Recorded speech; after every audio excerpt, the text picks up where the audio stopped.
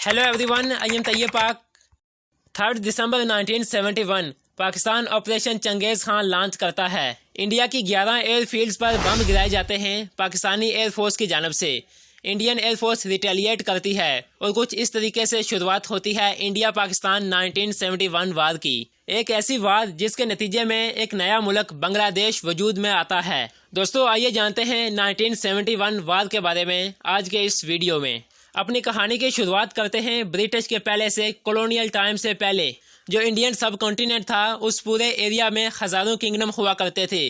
राजा महाराजों का रूल हुआ करता था, जिनकी अपनी लैंग्वेज, ट्रेडिशन और कल्चर हुआ करता था। जो बंगाल का एरिया था, यानी आज के दिन का बांग्लादेश और इंडिया का वेस्ट बंगाल, उस एरिया को 13वीं सेंचुरी तक मुस्लिम राजों के द्वारा लीड किया जाता था। वक्त के साथ आगे बढ़े तो साल 1757 में ईस्ट इंडिया कंपनी इस एरिया को टेक ओवर कर लेती है, जिसके बाद साल 1947 तक ब्रिटिश रूल रहता है और फिर हमें देखने को मिलता है पार्टीशन। साल 1940 में ऑल इंडिया मुस्लिम लीग के एनुअल सेशन में लाहौर रेजोल्यूशन बनाया जाता है, जिसमें डिमांड उठाई जाती है कि मुसलमानों के लिए एक सेपरेट स्टेट बनाई जाए। उनको डर यह था कि अगर एक ही मुल्क बनेगा तो मुस्लिम माइनॉरिटी बन जाएंगे और डर के साथ जिएंगे। दोस्तों, पार्टीशन के वक्त रिलीजियस लाइन पर बॉर्डर बनाया गया, क्योंकि जो सोशल, कमर्शियल और कल्चरल रिलेशनशिप थे लोगों के दरमियान, उन्हें नज़रअंदाज करना पड़ता। जो बड़ी बड़ी स्टेट्स थी जहाँ पर कॉमन कल्चर्स थे, लैंग्वेज एक जैसी थी, उन्हें भी बांटा गया पार्टीशन की वजह से, इसलिए कि मज़हब के नाम पर डिवाइड करता है लोगों को। इसके दो बड़े एग्जाम्पल हैं पंजाब और बंगाल। पंजाब का कुछ हिस्सा पाकिस्तान में गया और कुछ हिस्सा इंडिया में गया, सेम विद बंगाल। बंगाल का कुछ हिस्सा पाकिस्तान में गया और कुछ हिस्सा इंडिया में गया। बांटने का मतलब ये नहीं था कि इन लोगों के कल्चर ही अलग अलग हो जाएं। जिन दो हिस्सों को बांटा गया, वहाँ के लोग सेम कल्चर और सेम ट्रेडिशन को फॉलो करते थे। बंगाल में जो मुस्लिम पाकिस्तान के फेवर में थे, उन्हें यह उम्मीद थी कि एक नया मुस्लिम मुल्क बनने से उनको बेहतर लिविंग स्टैंडर्ड मिलेगा। दोस्तों, जब पार्टीशन हुआ तो बहुत से खानदान डिस्प्लेस हुए। एक भारी माइग्रेशन देखने को मिला, जिसमें कई मुस्लिम पाकिस्तान की तरफ माइग्रेट हुए और कई हिंदू पाकिस्तान से इंडिया की तरफ माइग्रेट हुए। दोस्तों, ईस्ट बंगाल वाले लोग पार्टीशन नहीं चाहते थे, लेकिन अगर कोई पार्टीशन हो तो वो चाहते थे कि पाकिस्तान को ज्वाइन करें। लेकिन जब पार्टीशन हुआ तो ईस्ट बंगाल पाकिस्तान का हिस्सा बना। जब पाकिस्तान बना तो आधे से ज्यादा पॉपुलेशन बंगाली लोगों की थी, जो ईस्ट पाकिस्तान में रह रहे थे। लेकिन जो पावरफुल पोजीशन थी, ब्यूरोक्रेसी, मिलिट्री और पॉलिटिकल पोजीशन, वो ज्यादातर वेस्ट पाकिस्तान के लोगों के हाथ में थी। 1947 के बाद पाकिस्तान की शुरुआत होती है एज अ पार्लियामेंट्री डेमोक्रेसी के तौर पर। पाकिस्तान में सेंट्रल गवर्नमेंट बहुत ज्यादा पावरफुल थी, पावर सिर्फ एक इंसान के हाथ में थी, जिसकी वजह से पार्लियामेंट्री डेमोक्रेसी सही तरीके से बनी नहीं। 1947 से 1971 के दरमियान पाकिस्तान में कई फेजेस देखने को मिलते हैं जहां पर मिलिट्री रूल चल रहा था। जो पॉलिटिकल पार्टी डिजर्व कर रही थी पावर में आने के लिए, उनसे पावर छीनी जा रही थी। स्पेशली ईस्ट पाकिस्तान के लोगों को पॉलिटिकली रिप्रेजेंट होने का मौका ही नहीं मिल रहा था और ज्यादातर पैसा 75% बजट वेस्ट पाकिस्तान पर स्पेंड किया जा रहा था, लेकिन 62% इनकम रेवेन्यू ईस्ट पाकिस्तान से आ रहा था। जो इकोनॉमिकली डेवलपमेंट थी वो वेस्ट पाकिस्तान पर ज्यादा बेहतर तरीके से देखने को मिल रही थी। और एक बड़ा इशू लैंग्वेज का इशू भी था, उर्दू और बंगाली लैंग्वेज का। इन सारे रीजन की वजह से ईस्ट पाकिस्तान के लोग सेपरेट होने की मांग करते हैं। लेकिन फिर साल 1970 में पाकिस्तान में पहली बार जनरल इलेक्शन कराई जाती हैं। इन इलेक्शन के रिजल्ट हैरान कर देने वाले होते हैं। इन इलेक्शन में से ईस्ट पाकिस्तान की पार्टी अवामी लीग 313 में से 167 सीटें जीत लेती है। लेकिन यहाँ पर शॉकिंग चीज ये थी कि इनमें से एक भी सीट वेस्ट पाकिस्तान में ये नहीं जीत पाते। अवामी लीग ने ईस्ट पाकिस्तान में हर सीट जीत ली, लेकिन वेस्ट पाकिस्तान में एक भी सीट नहीं जीती। लेकिन दूसरी तरफ वेस्ट पाकिस्तान में पाकिस्तान पीपल पार्टी PPP 86 सीटें जीत लेती है। PPP पार्टी ने ईस्ट पाकिस्तान में एक भी सीट नहीं जीती। दोस्तों, ये शॉकिंग रिजल्ट ये बताते हैं कि ईस्ट और वेस्ट पाकिस्तान में दरारें कितनी बढ़ चुकी हैं। ईस्ट पाकिस्तान में पॉपुलेशन ज्यादा थी, इसलिए सीटें भी ज्यादा थी, इसलिए यहाँ पर अवामी लीग को विनर माना जाता था। इन इलेक्शन रिजल्ट को देखकर PPP के जो लीडर थे जुल्फकार अली भुट्टो, वो आर्मी ऑफिशियल और जनरल याह्या खान के साथ मिलते हैं और डिस्कस करते हैं कि कैसे नेशनल असेंबली को कैंसिल कर दिया जाए। लिटरली उनकी मर्जी के इलेक्शन रिजल्ट नहीं आए तो वो इन इलेक्शन रिजल्ट को ही कैंसिल कर देंगे, और जनरल याह्या खान एग्जैक्टली ऐसा ही करते हैं। 1 मार्च 1977 को इलेक्शन कैंसिल कर दिए जाते हैं। ये सुनकर ईस्ट पाकिस्तान के लोगों में हल्ला मच जाता है। वो कहते हैं कि ये कोई डेमोक्रेसी हुई, तुम्हारी मर्जी के इलेक्शन रिजल्ट नहीं आए तो तुम इन इलेक्शन रिजल्ट को ही कैंसिल कर दोगे। سڑکوں پر ایک بھاری پروٹیسٹ ہوتا ہے اور آزادی کے نعرے لگائے جاتے ہیں۔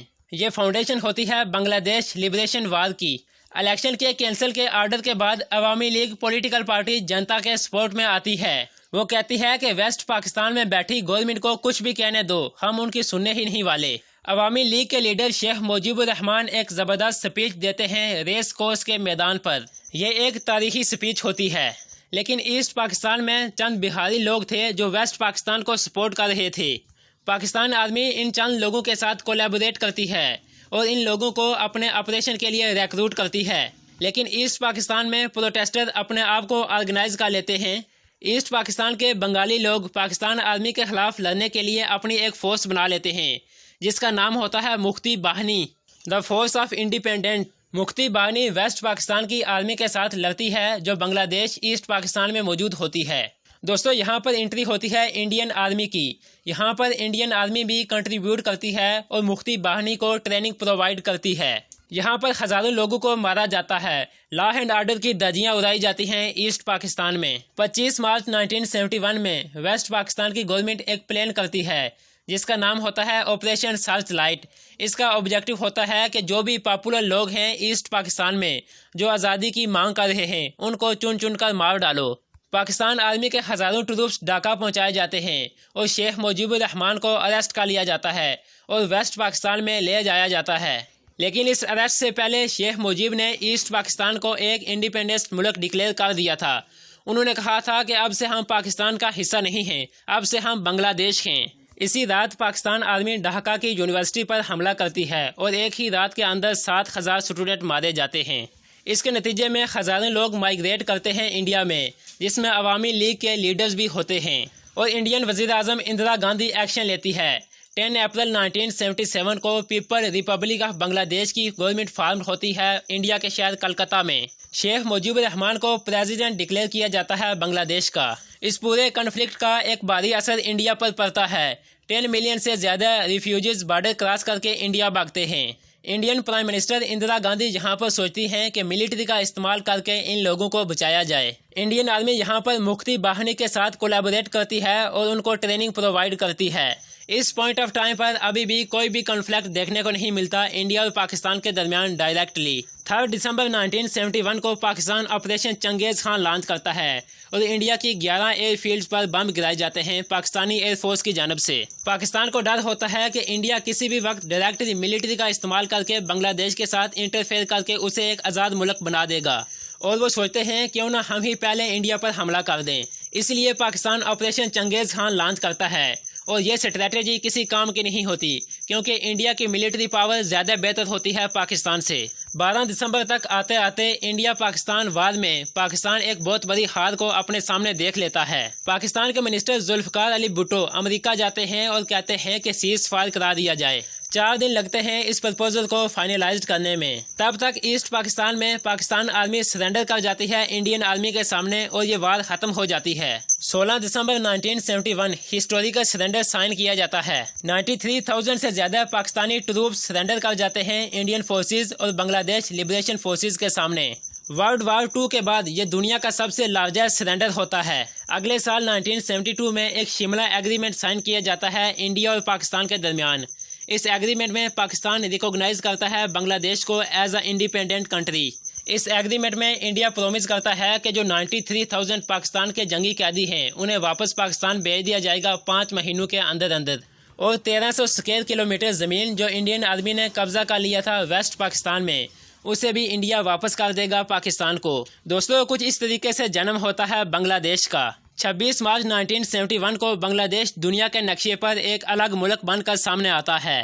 شیخ مجیب الرحمان کو بھی جیل سے ریلیز کر دیا جاتا ہے اور وہ ڈھاکہ آتے ہیں ایک ہیرو کی طرح۔ پھر سال 1973 میں جب الیکشن ہوتی ہے بنگلہ دیش میں تو شیخ مجیب الرحمان ایک بھاری میجورٹی کے ساتھ الیکشن جیت جاتے ہیں۔ ان کی پولیٹیکل پارٹی عوامی لیگ پاور میں آتی ہے۔ دوستو، یہ تھی آج کی ویڈیو ہسٹری آف بنگلہ دیش اور انڈیا پاکستان وار آف 1971 کے بارے میں۔ اگر آپ کو ہماری ویڈیو سے انفارمیشن ملتی ہے تو ہمارے چینل کو سبسکرائب کر دیں تاکہ ہماری کوئی بھی انفارمیٹیو ویڈیو آپ مس نہ کر سکیں۔ آج کے لیے اتنا ہی، پھر ملتے ہیں اپنی اگلی ویڈیو میں۔